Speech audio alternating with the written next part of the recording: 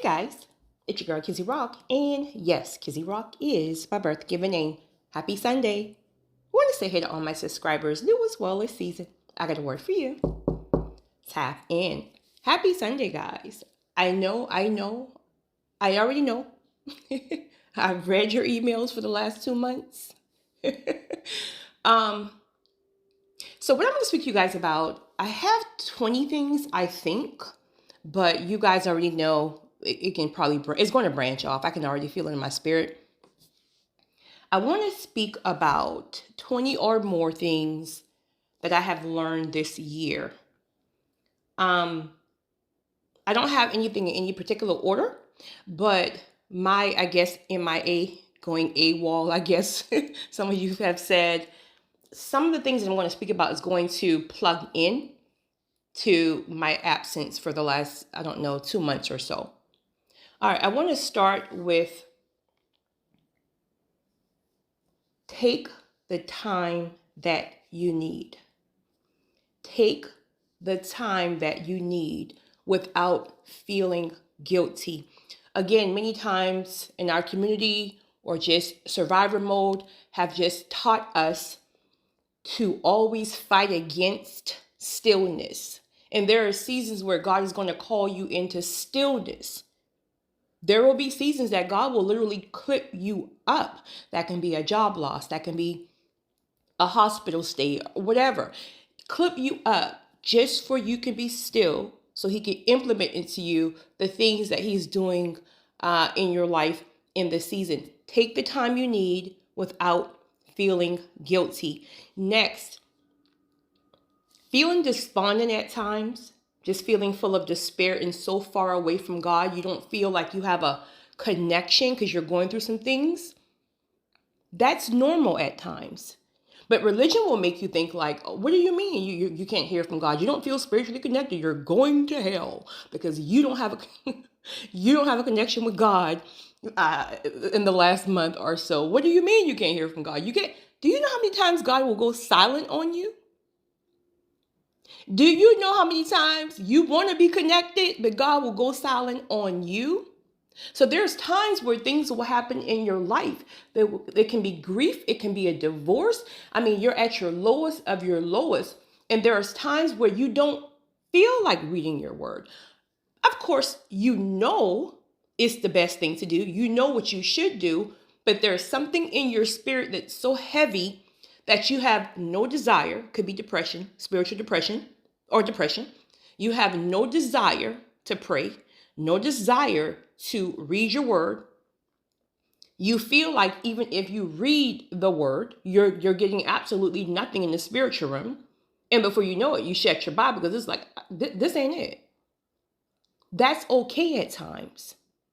And you're not going to hell because you have a season or a moment where you feel so despondent and full of despair and you don't feel spiritually connected.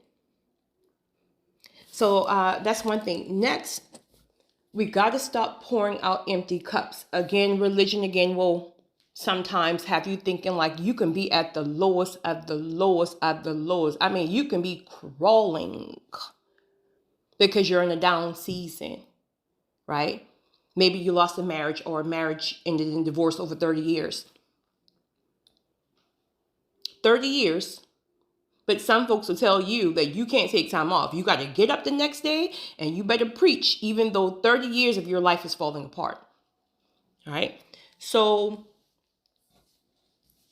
I lost my train of thought just that quick. So, we got to stop pouring from empty cups.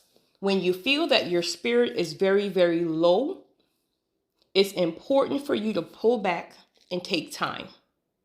Another way how you know this is because when you try to do things, that grace is just not even on you to kind of give you your natural motivation. Like there were 2 times I tried to make a recording. There was literally 2 times I tried to make a recording and it just didn't work out. Sorry guys, I dropped my pen. It just didn't work out. So I clicked off of the recording and I was like, you know what? It is what it is.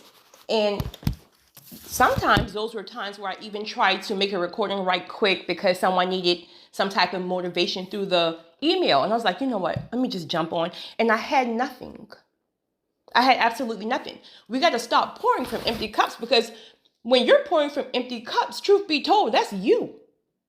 If you're spiritually disconnected and you feel like you're not even in tune with God, then what are you pouring out? That's you.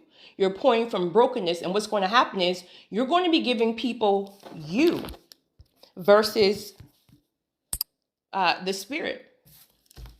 So stop pouring from empty cups. Next, listen. My God. You listening? Honey, there are no highs without lows. There are no highs without lows. You can be in a season where the first 6 months, everything that you prayed for is literally unfolding. You can be in cloud 9 in one season, and by the end of that year, all hell breaks loose. So you've been at the highest of the highest, and now you're at the lowest of the lows. Or either in the beginning, you had a whole 6 months of just despair, despondentness, all that stuff, and it seems like you can't find God anywhere. And then the last 6 months, you get everything that you've ever prayed for. Like blessings are chasing you down. But there are no highs without lows. It's almost to the point that when you're experiencing a great high, it's almost like you should be prepared to expect some type of low. It's crazy. It's life. Next thing, our path to destiny, which of course is many of you, because many of you, God has given you a destiny, and you it's clear as day. You know it because you try to leave it. It keeps coming back to you. You don't even want it at this point half of the time, but it still won't leave you. Our blueprint, even though we say, oh, I don't have my hands in it, I trust God, I trust God. You know, there's a blueprint that you somehow created over time, and you may have released some of it, but it's still this little blueprint in your head on how you're going to get there and what it's going to look like to get there. It's not. That ain't it. That's not it. Now you're going to get to wherever God has promised you, but all hell is going to break loose, right? The little path that you had and you think is going to happen this way, he's going to use that person, is going to be this time frame, is going to be at this particular place, ain't going to happen. And that's what makes it so uncomfortable. That's the frustrating part. That's the time when we start to lose hope, because again, we have locked on to this particular blueprint in our head, and we created that. God only gave us the vision. So having to release, and this is what's going on with a lot of people from reading your emails, what's going on with a lot of people. Guys, if this recording happens to stop, I'm looking at it, but I think my Dropbox is filled. If this recording happens to stop, then I'll just plug in. Don't just think it's the end of the video. I'll plug in a second one to it. But anyway, having to release your idea of how it's going to happen is the issue for a lot of people. And in fact, you feel like it's not going to happen. The promise is not going to happen because it's not unfolding the way that you thought. In fact, things have backfired. And now you're like, there's no way in the world it's going to happen. It's going to happen. It's just not going to happen the way you think. It's going to happen, but many people are going to turn around because all hell is going to break loose. And it's going to be like, I can't even continue. Well, listen, take your hit, whatever your hit is. Whatever your hit is, take your hit. Stay there. Take time to grieve. Take time to cry. Take time to whatever you want to do. Take time, but you got to get back up. You got to get back up. Most people don't make it to destiny for this reason. Next thing. This is something God showed me. Well, he showed me all of this, but really clear as day. It is crucial. Right now, it is crucial to get serious about your destiny and your legacy. If you look around, not for everybody, but I know a lot of you from reading your emails, people are leaving here left to right. Mr. Steve Only's daughter, who just was at a company's Christmas party. I don't even know when, but literally posting pictures from my understanding from the company's Christmas party, and passed away in her 40s. This young lady was just corresponding with me this past January in regards to getting all Mr. Steve things together, things like that, for her father. Not even knowing in less than a year she wouldn't be here. One of my employees' son literally just emailed me. His mother passed away in her 40s. And if you've been experiencing that, from my understanding, several you have, where it's like people are just going, turn on your TV. It don't have to even be anybody that you know. Turn on your TV. People are going left to right. So I'm like, God, what is this? Are we in a rapture? And I ain't get the news yet. Like, what is going on? And I heard clear as day, you're chosen. I can't tell you who all is going to leave and when they're going. Like, you can't pay attention to, I don't watch the news anyway, but you can't pay attention to all the stuff you see that's going on, all these mass shootings, all these things. You got to understand that you're chosen. So for many of you, my chosen ones, you ain't going nowhere. Well, of course, I don't know that, right? But you're going to see a lot of things that happen around you that's going to really, really hit you. But a lot of us are chosen to really ride this thing out to the end, right? Again, we don't know, but I'm trying to make a point here. So God is really calling you to really, really, really, really get tapped into your purpose and start trying to ask God to give you ways to create a legacy. That can be a book that you need to write the blueprint for your children's or your grandchildren so they don't make the same mistakes you made. Let it be a lack of financial knowledge or just whatever God has been calling you to do. Write that book, start that business, start that ministry, start that YouTube channel. Whatever God has been placing into your heart, it is very crucial for you to start really, really getting tapped into purpose. I think this is why God is allowing a lot of friendships, a lot of relationships to dissipate. Even the desire for kingdom spouses and this, that, and the third, because he's really calling us to really, really get solid in our purpose and our calling, and those things will be added. Next,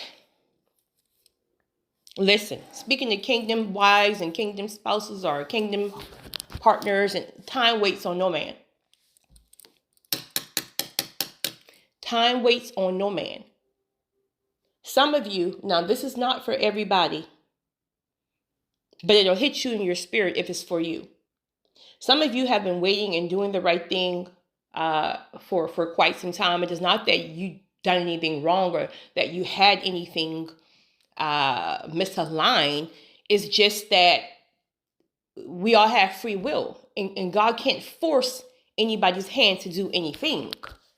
So some of you are going to have to get to the point, especially one person in particular is coming to mind. Of course, I won't call her name, but you're going to have to get to the point where you trust God enough to take your hands completely off of that. Even if God have shown you what he did for you, this person, you're going to have to take your hands completely, and I mean completely, off of it.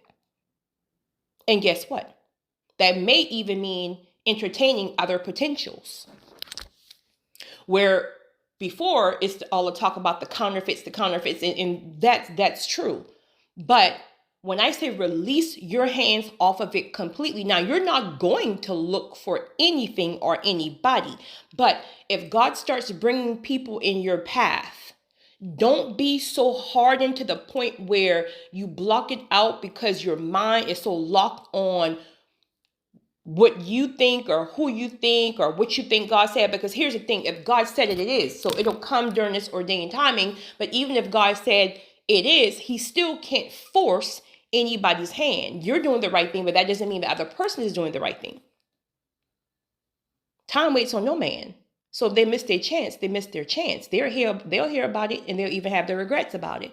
But you can't keep, especially if it's consuming you to the point that you're not moving in your purpose and your calling. You're just only solely wrapped up in waiting and waiting and waiting. And because God said this particular person is your kingdom wife, your kingdom spouse, right? You got to release it fully, fully, fully. Next thing, listen, mental health is real. Mental health is real. And sadly, a lot of times in our community, of course, not all the time, but mental health is kind of like shunned.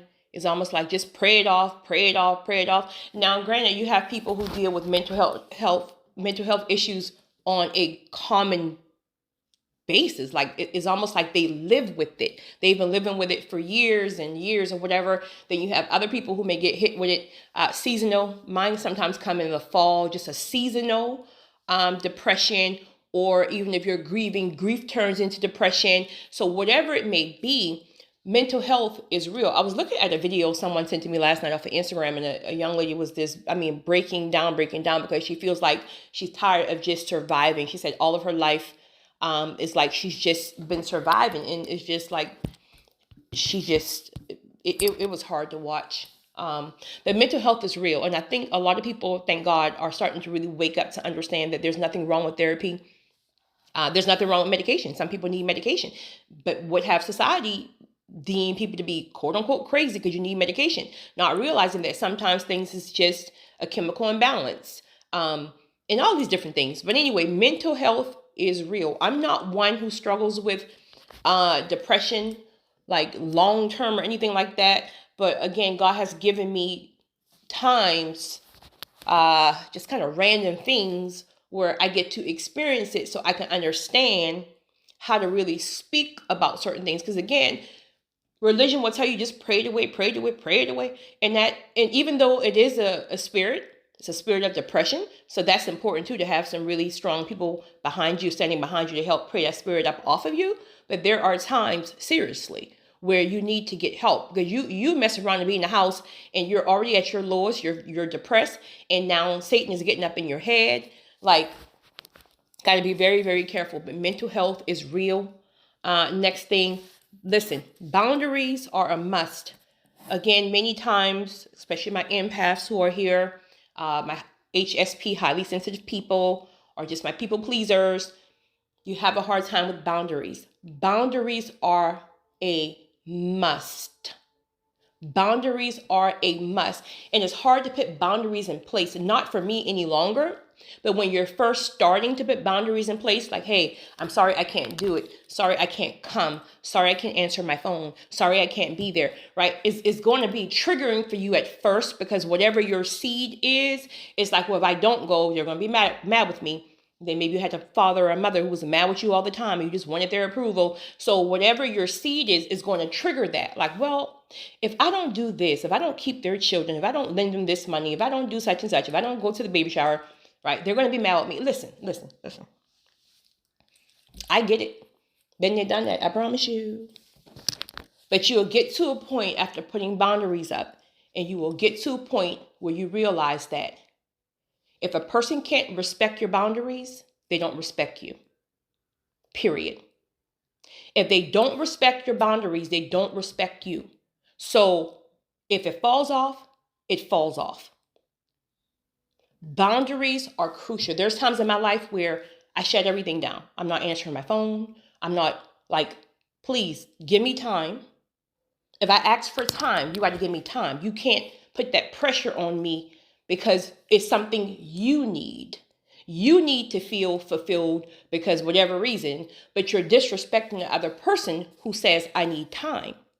Boundaries are crucial for your mental health. A lot of people are full of anxiety and full of what is it called? Panic attacks, things like that, because you don't have boundaries. It's almost like you're going through your own stuff. Because listen, speaking of that, I think that was the first thing I wanted to say.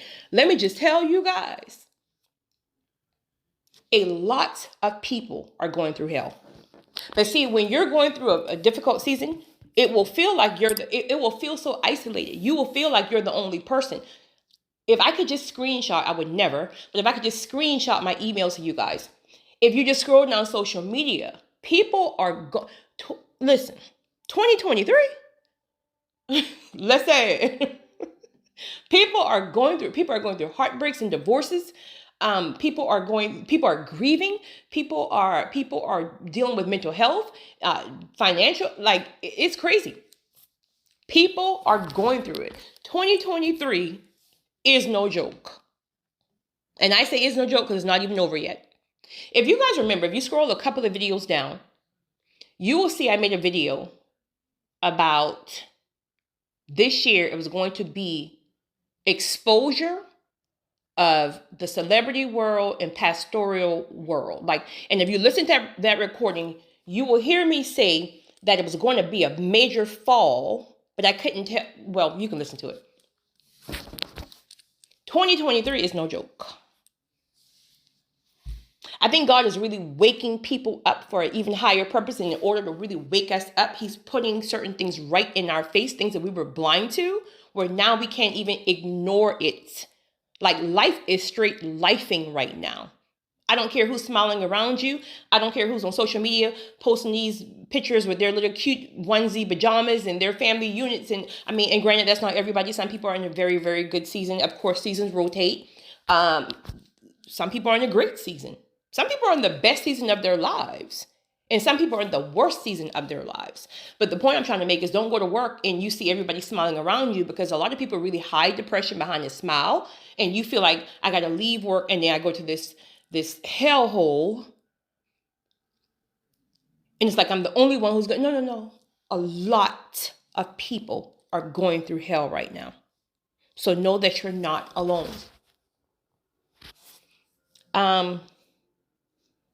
Next thing. Listen, I'm going to come back to that one. I want to speak about something God showed me with addiction and how these perfect, holy church folks got to stop judging people who are struggling in one area of the flesh. They want to crucify one area and then they're doing something else. I'll talk about that in a minute because that's going to probably next thing. Probably one of the hardest thing is not to chase answers, meaning stop expecting things. This is going to really help your mental health. A lot of the times when we end up hurt, it's because the outcome, like I was saying about the vision earlier, the outcome is different or what we didn't expect. So personally, I'm at a place in my life now where, okay, God, clear as day, I hear you on what it is, but I'm truly now in the flow of things where before there would be times where I'll get some resistance because either I'm trying to get ahead of God or I'm trying to figure something out or I'm trying to, well, God, if you said it, then I need to be making a move here. Like what I've learned now is when you truly, truly surrender, and I mean really, really, because we say that, right? We say we surrender and 2 minutes later, we're right back trying to... when you sorry guys, when you truly surrender, you're in the flow of things. So it's not like there's no resistance. You're in the moment, and then God literally leads you, but you're not trying to get ahead of God. So it's like God makes one step, then you're right behind God. God makes another step, you're behind God. But you're not trying to get ahead of God. That's what's really, really hurtful in a lot of things is we keep trying to expect certain expectations and outcomes. So ask God to help you to release and to surrender. Yeah. Next thing. You don't need closure from a person in order to have closure. Many times their treatment towards you is closure, right? See, as human beings in our trauma triggers, we want to figure out why. Sometimes you don't need an answer. It would be great if you can have an answer, but sometimes your closure is God says no. Your closure is it just didn't work out. Your closure is God has something better. Your closure is it's just not time. Whatever. But don't keep holding on to relationships of any sorts. This can even look like parents who weren't involved in your life as children, and you feel like you have to have that apology from them in order for you to seal this thing and really just go on with your life and allow God to give you another family that he has for you. But instead, you're still wrapped up in this anger, this resentment, and this pain and this defensiveness that you can't get an answer from your father or from your mother or from that ex who cheated on you or whoever, because you need closure. Many times you're not going to get closure from the person. So you got to get the closure for yourself to just know, like, you know what? Maybe I'll never know. And that's okay.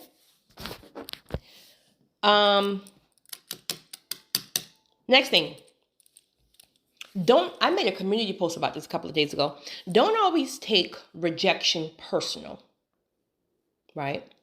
I think what rejection a lot of the time is for my guys too, right? But I think a lot of the times with rejection, that sting that you may feel, it's not because of that one scenario. If you really dig deep down, something else has built that seed of rejection. Let it be no one wanted you on the volleyball team. I don't know, the first girl rejected you, the first guy rejected you in middle school, whatever. Maybe your parent was a narcissist. They rejected you. So now, later on in life, rejection really takes you down this spiral, right? Where, and it's not to say that somebody won't reject you because they're just not interested in you. It's not to say that.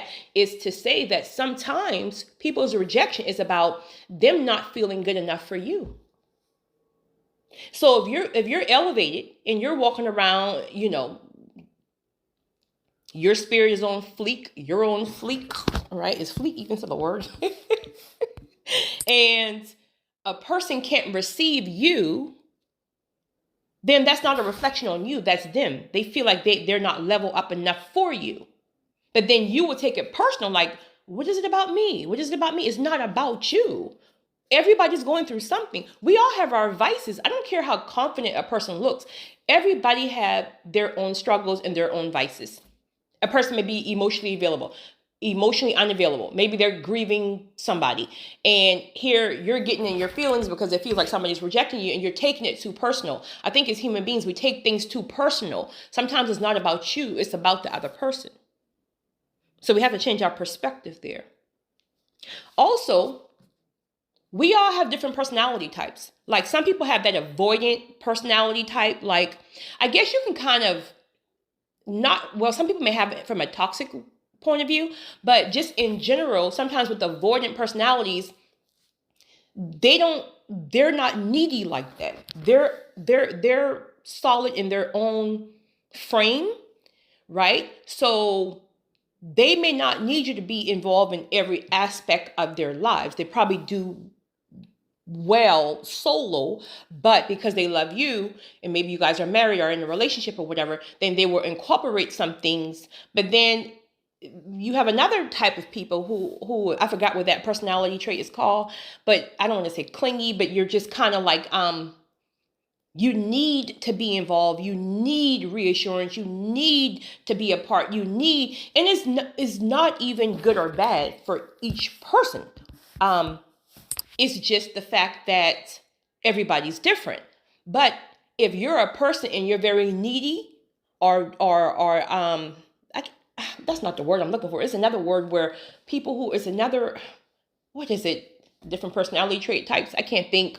But you may feel it as rejection that the person is not including you in every minute of the day, where it's almost like it's that struggle of, listen, you're needing too much from me. You're pulling too much from me. And I got my own stuff going on in my own head. I can't cater to your neediness right now. And then the other person is feeling like you're leaving them out. And you're like, oh. I'm not leaving you out. I'm just telling you, I need some time to try to. So there's a lot of clash there. There's a lot of clashing there. So sometimes you got to look at the fact like, you know what? We're just not compatible. And that's okay if it becomes too much, right? Hopefully it can balance things out because each person respects each person and just understand that we're all are different. But many times, truth of the matter is you're not compatible, and then it's causing all this toxic energy. And before you know it, things just fall off for good. But from a toxic place versus a healthy place, like we're just not compatible.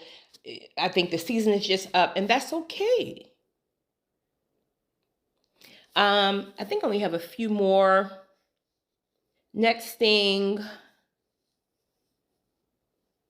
taking care of your body physically is going to really do a lot for your mental and your spiritual. Going on that walk, especially if the sun is out, is going to, and with depression, you're not going to even feel like it, right? Because with depression, many times it's like a 18-wheeler is just laying on your body, so you're so tired, but you're going to have to be intentional about getting out the house because that house will suck you in, right? Open those blinds, put your lashes on, put your edge growth oil on, and get up out that house. Even though you don't feel like it, you might don't have nowhere to go, just get out the house because a lot of the times that house will suck you in. And before you know it, the day passed, 2 days passed, a week passed, a month passed, and you ain't wash your You know what? Whew, not today, Sage. Not today. I think I have 2 more. But yeah, honestly though, seriously, getting your physical back in alignment with maybe some goals that you had before, eating more clean, eating more healthy, all that stuff will truly, truly, truly help your mental health.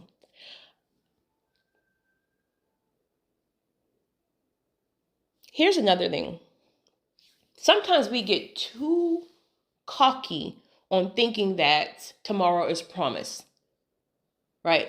And as I sit here and I think about, Mr. Steve Daughter and how I'm on the phone with this young lady and we're supposed to meet up with lunch to really get his everything planned out for, his services and things like that, and how she was so motivated about her kids and this and doing that this year. Like, it hit me when I got that message yesterday. Like, it's crazy on how we truly assume that we're going to be here tomorrow.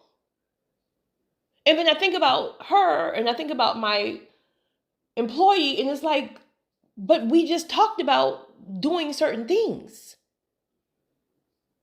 So I think we got to get to the place where we thank God for waking up. Well, I do that anyway, but like literally thanking God for waking up and literally thanking God for when you get back home. And like, I thank God for each and every day, because we get too cocky and too confident assuming that we're going to be here tomorrow. Lastly, I want to go back to this addiction really quickly. Okay, so it was very obvious, and I'm just going to use Mr. Steve, for example, but it's very obvious that you have a lot of people who would see people on the street. It can be homeless individuals or individuals with mental illness who may have developed some type of drug use, or maybe not even homeless, but developed some type of drug addiction. In my opinion, all caps opinion, addiction is a disease. It's a choice to first pick it up. If you had that choice, sometimes it was forced on people, but to first pick it up is a choice.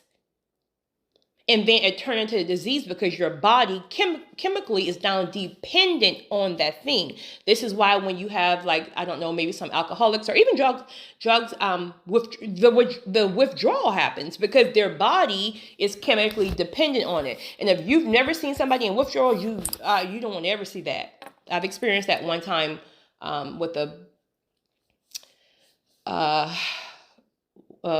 tenant, an old tenant, like that withdrawal is no joke. So with that being said, there was something that God showed to me clear as day. And a lot of you already know this, but again, sometimes with churchy, holy folks, they feel like in order to make it into heaven, you got to be perfect.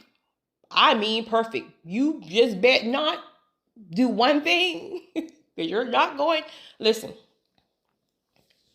this is why God tell you not to judge people. This is why they say God sees the heart.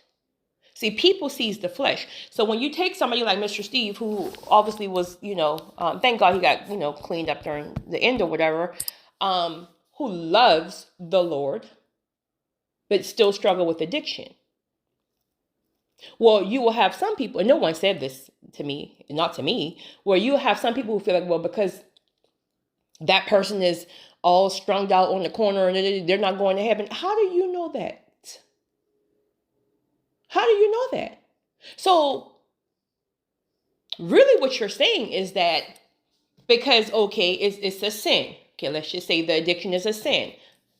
But if we're all sinners, right? So you're saying, well, this man, even though he's poured out his heart to God, to the world, even though he's making very clear how much he loves the Lord, but because he deals with an addiction, he's not going to make it into heaven. But yet, just last night, and the night before, you're dealing with gluttony. You're dealing with sexual sin. You're dealing with this, and that. So what you're saying is that the person who has the sin of addiction, but really, really, really, really love God, is not going to make it into heaven because they have a sin. But yet you're fornicating. Yet you're what's the other?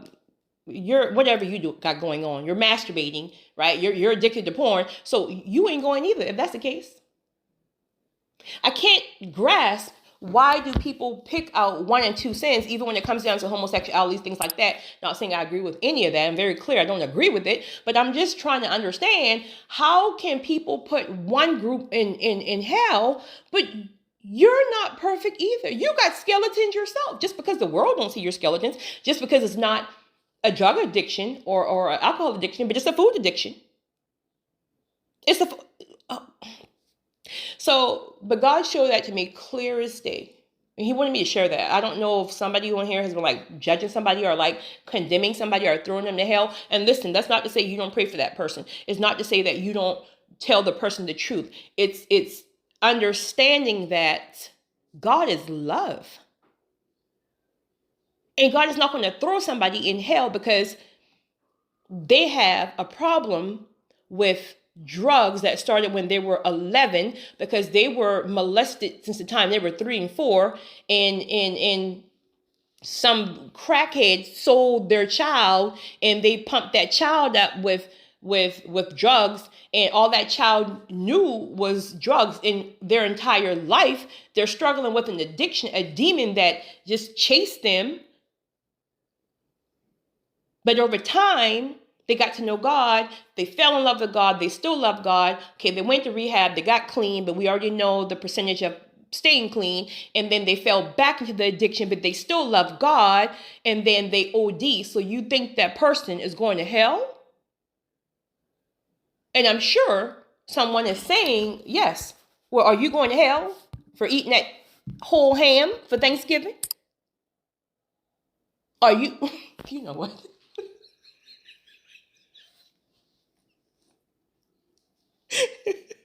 I gotta go, guys. I just wanted to jump on. I can't tell you guys when my next recording is going to be, but I did feel a clear way to make this recording. It's not that I didn't want to make any recordings. I just didn't have the goal. I really didn't have the goal. So I think that's important to recognize when you have the red light or the green light or even the yellow light when it comes down to what God needs you to do. So you guys have a great Christmas. But understand, we're still in 2023. You guys have a great one. It's your girl, Kizzy Rob.